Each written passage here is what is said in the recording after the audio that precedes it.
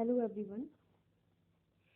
आज हम करेंगे डेप्रिसिएशन का स्ट्रेट लाइन मेथड का एक क्वेश्चन, जिसमें हमें बनाना होगा एक मशीनरी अकाउंट। तो स्टेटमेंट यहाँ पर ऊपर गिवन है, ये देखिए। स्टेटमेंट में यहाँ पर देखिए गिवन है, on 1 October 2009 Raj and company purchase machinery worth ₹40,000. On 1 October 2011, it buys additional machinery worth ₹10,000. On 30th September 2012, half of the machinery purchased on 1 October 2009 is sold for $8,200. The company writes off 10% per annum on the original cost. The accounts are closed every year on 31st March. Show the machinery account for 4 years. Here machinery purchase की है राजन company ने 40,000। उसके बाद 1 अक्टूबर 2011 को एक और machine ली है 10,000 की, और 2012 30 सितंबर को जो मशीन पहले खरीदी थी उसकी आधी बेच दी गई 8,200 रुपये में। तो आपको यहाँ पर मशीनरी अकाउंट बनाना है। तो चलिए स्टार्ट करते हैं। फर्स्ट एंट्री जो हमारी होगी उसकी डेट है आपकी 2009 अक्टूबर 1 टू बैंक अकाउंट, राइट। 40,000 यहाँ पर आ जाएगा अमाउंट, 40,000 की परचेज की है। नेक्स्ट है, अब आप इसके ऊपर आप डेप्रिसिएशन लगाएंगे 10% के हिसाब से। देखिए परचेज की है 1 अक्टूबर को, तो ये मशीनरी कितना टाइम यूज़ हुई है? ये मशीनरी पूरे साल यूज़ ना होकर ये सिर्फ 6 महीने यूज़ हुई है। तो 10% 40,000 का 4,000 बनता है, बट अगर हाफ ईयर का देखा जाए तो ये बनेगा 2,000। तो यहाँ पर डेप्रिसिएशन लगेगा 2010 मार्च 31 बाय डेप्रिसिएशन 4,000 नहीं 2,000 एंड बाय बैलेंस सीडी। और कोई आपके यहाँ पर ट्रांजैक्शन नहीं हुई है तो यहाँ पर हम बैलेंस निकाल लेते हैं। 38,000 का आ जाएगा, ये आ जाएगा आपको 40,000। क्लियर? 40,000 का टोटल बैलेंस कर लिया हमने। अब इसको हम ब्रोड डाउन कर लेते हैं। 2010 अप्रैल 1 पे 2 बैलेंस बीडी, ये आ जाएगा 38,000। अब देखिए 2010 पर ऐसा कुछ भी नहीं हुआ है, आपकी जो परचेजिंग हुई है वो ये 1 अक्टूबर 2011। तो इस साल भी हम डेप्रिसिएशन लगा लेते हैं मार्च 31 का बाय डेप्रिसिएशन। कितना बनेगा इसका? अब पूरे साल का बनेगा 4,000, ठीक, by balance CD same date पर आ जाएगा, ये आ जाएगा 38,000। 38,000 क्लियर? सो नेक्स्ट हम बैलेंस ब्रॉट डाउन करते हैं 2011 अप्रैल 1 पे। ये बैलेंस आएगा 2 बैलेंस बीडी 34,000।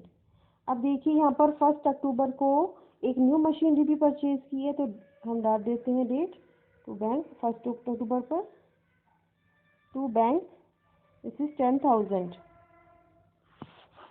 नाउ डेप्रिसिएशन लगाते हैं इस साल 2012 मार्च 31 बाय डेप्रिसिएशन। अब डेप्रिसिएशन यहाँ लगेगा 2 मशीन्स पर, नंबर 1 एंड नंबर 2।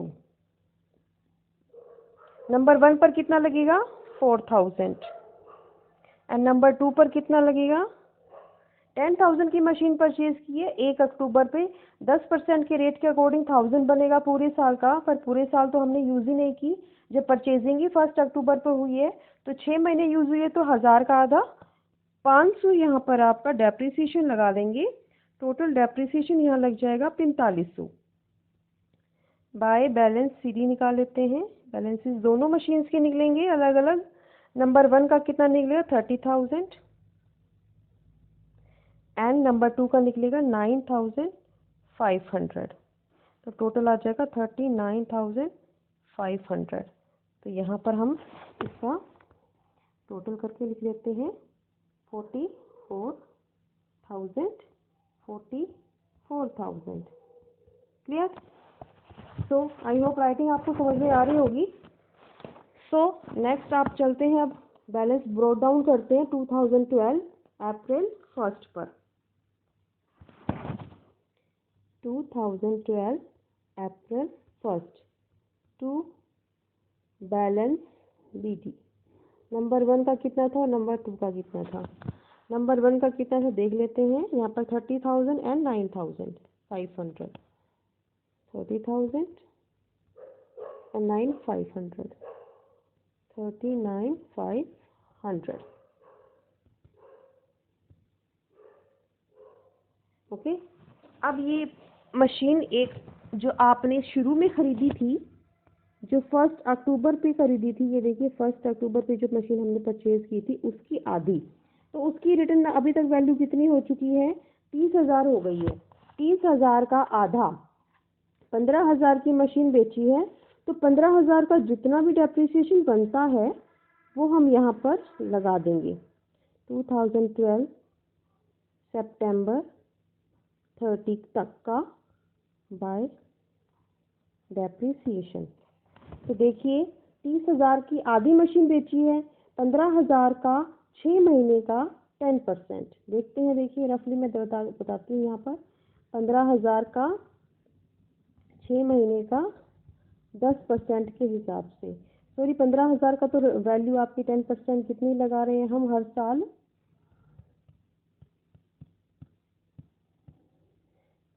हम यहाँ पर इसका कितना डेप्रिसिएशन लगा रहे हैं,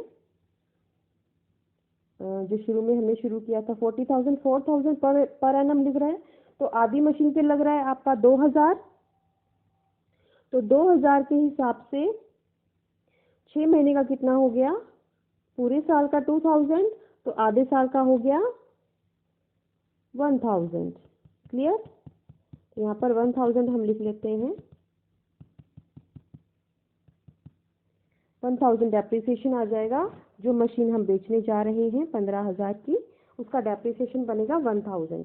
देखिए 30,000 का पूरे साल का 4,000 बनता है, आधी मशीन का बनेगा 2,000, और आधी मशीन का भी आधे साल का करना है तो 2 का भी आधा 1,000 बाय बैंक। बेची कितने में, 8,200 में। ठीक है, अब फायदा नुकसान देख लेते हैं कितना हुआ है। फायदा नुकसान हमें हुआ है, देखिए 15,000 की मशीन है, 15,000 की मशीन पे 1,000 तो डेप्रिसिएशन हो गया, तो 14,000 बची उसकी वैल्यू। 14,000 की मशीन हमने बेची है 8,200 में, तो 5,800 रुपये का आपका नुकसान हो गया, जो कि आप डाल देंगे बाय P&L अकाउंट में, 5,800। क्लियर? इसको मैं यहाँ पर रफ कर देती हूँ, ये मेरा रफ वर्क था, आप वर्किंग नोट में शो कर सकते हैं इस रफ वर्क को।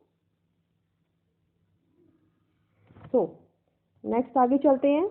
ये तो हमारा हो गया 15,000 की मशीनरी का सारा हिसाब किताब। अब बाकी की जो मशीनें बच गई हैं उस पर हम डेप्रिसिएशन लगाते हैं। कौन सी तारीख पर, 2013 मार्च 31 बाय डेप्रिसिएशन। नंबर 1 मशीन है, नंबर 2 मशीन। नंबर 1 मशीन कितने की है, 15,000 की बची हुई है ना। 15,000 की मशीनरी पर आपका पूरे साल का लगेगा 2,000, और उस पर लगेगा 1,000। 10,000 का 10% 1,000 की रेट से लगेगा, तो टोटल आपका डेप्रिसिएशन यहाँ पर लग गया 3,000 का।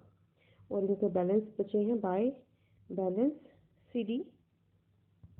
नंबर 1 मशीन का कितना बचा बैलेंस, 13,000, सॉरी